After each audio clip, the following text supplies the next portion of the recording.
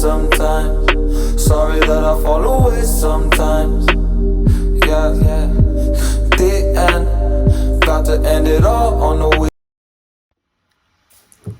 Hello, how you doing? Welcome back to the Biz Show. I missed you guys, so now I've decided I'll be dropping more content consistently. So every week I'll be dropping a video, or maybe 2 or 3 depending on how much time I have.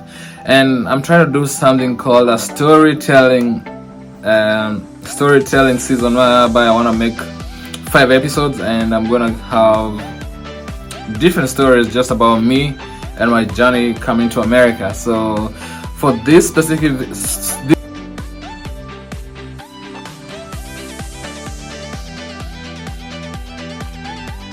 video, I'll be talking about how I afforded my school fees here in college in America as an international student. Remember, international students pay very expensive. They pay about 4 times more than the regular American, because international tuition fees are very high. So I decided, many people are out there and they want to come study abroad, but when they see the fees, they're like, man, I can't afford that. And I feel you, because I don't come from a well-off family and I was able to do it. So if I was able to do it, I should act as motivation for you who's trying to come and study abroad. So the first thing I did before I applied to college in America, I did the SAT. So I did the SAT, and based on my score, I don't remember what I made in the SAT, but I remember I made a good score. So I don't remember what it was, but I think I made about a 1280 out of 1600.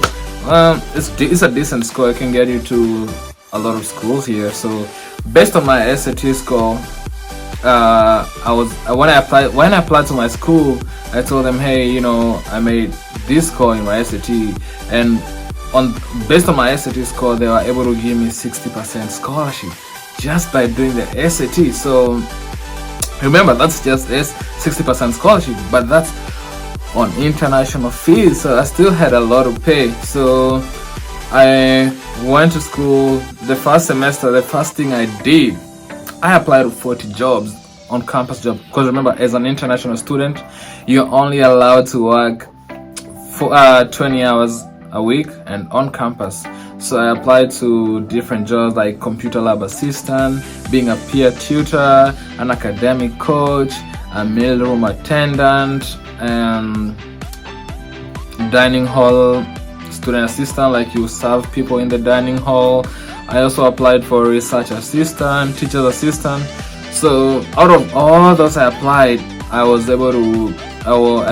interviewed for 2. So I worked as a computer lab assistant for some time, and I also worked as a peer tutor. I used to tutor people in chemistry and calculus 1 and 2. So out of all these jobs that I applied in school, or that I did, I would prefer the computer lab assistant and the peer tutor, but mostly the computer lab assistant. Because remember, when you're choosing a job, also try to choose a job that you can do your homework while you're doing the job.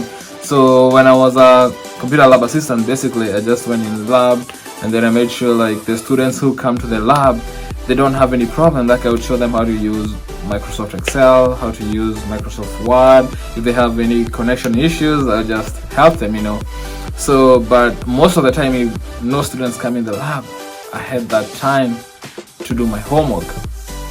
So those are some of the things you can look at. Another example of a job like that is being a library attendant. So you're just swiping people's cards in the library. If they need a computer, you just pass it to them. Remember, if there's nobody, that's not a busy job. So if you're not busy, you can be doing other things like studying for your exam. You can be doing your homework. So those are the jobs that I would recommend.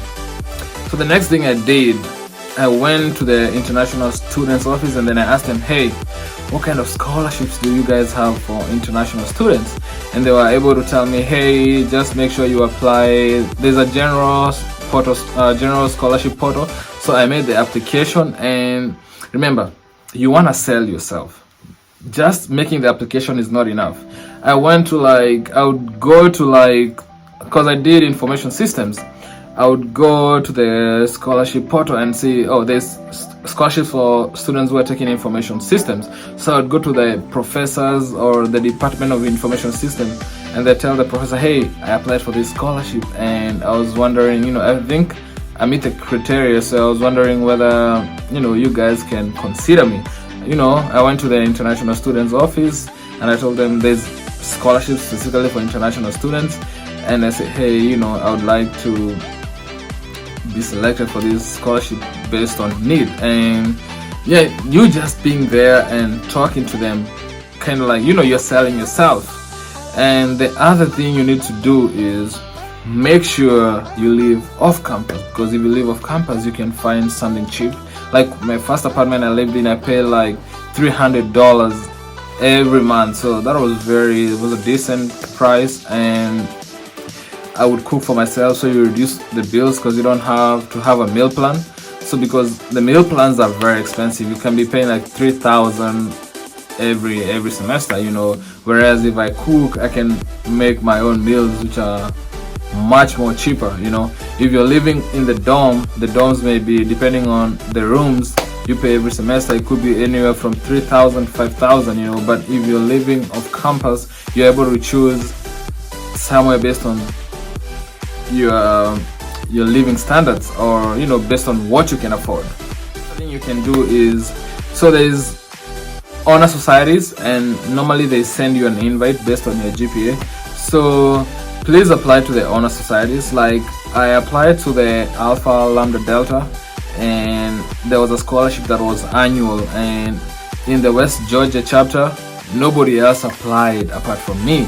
So I made the application, and then I took it to the chapter rep, and then in like 2 weeks, the Alpha Lambda Delta Honor Society is all over America, but there's chapters in different schools. So for my school chapter, I was the only one who applied, and I was able to get $5,000, so just like that. And for the honor society, I think I paid only $75 lifetime membership. So just be aware, don't apply to too many of them, but do your research and apply to the best, at least two. I was able to get my money's worth because I paid $75, but I ended up making $5,000. The last thing I'm gonna say, which actually I realized this is the first thing I should have said. As an international student, look for the cheapest university. Look for the cheapest school you can afford. Going to the big school is an advantage. For example, if I'm gonna use Georgia Tech because I'm in Georgia.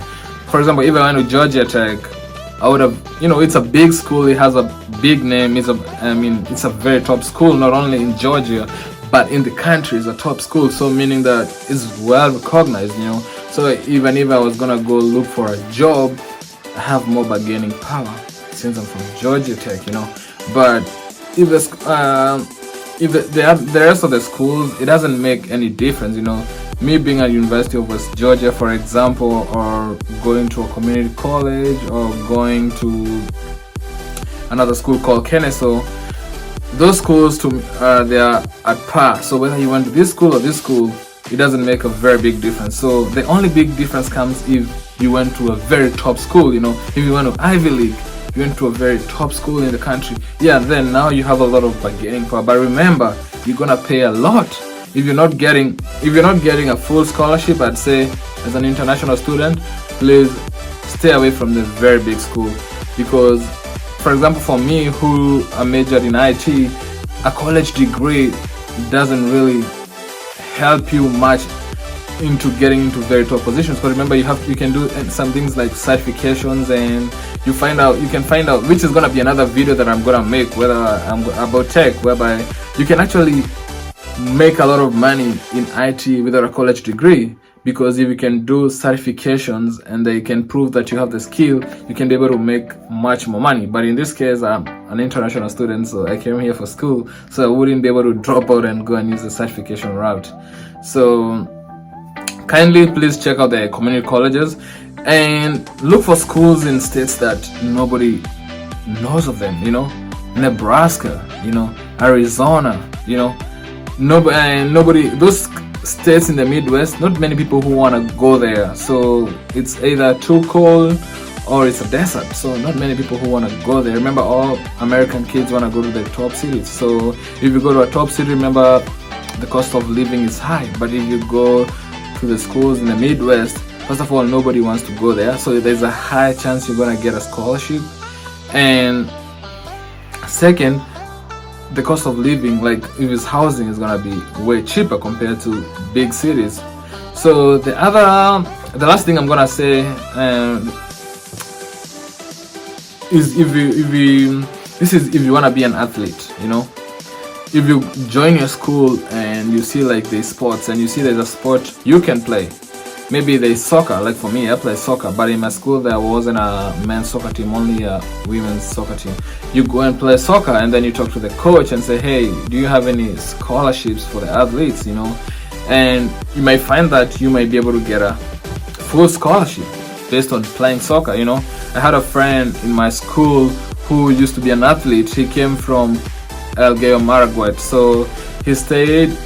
He came as an international student. He didn't have a full scholarship, but when he started running, he was actually doing very well. That his coach just gave him a separate application for the NCAA, and he was able to qualify for a full ride. So that's how he was able to afford his school for the rest of the time he was there at school.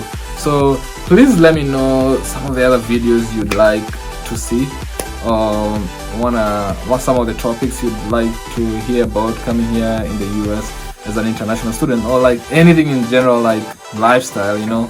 Ask me questions, tell me other videos you want to see, and I promise I'll be able to put them down here, because your wish is my command. Again, thank you very much for watching this video. Please comment, subscribe, like, and share this video. See you till next time.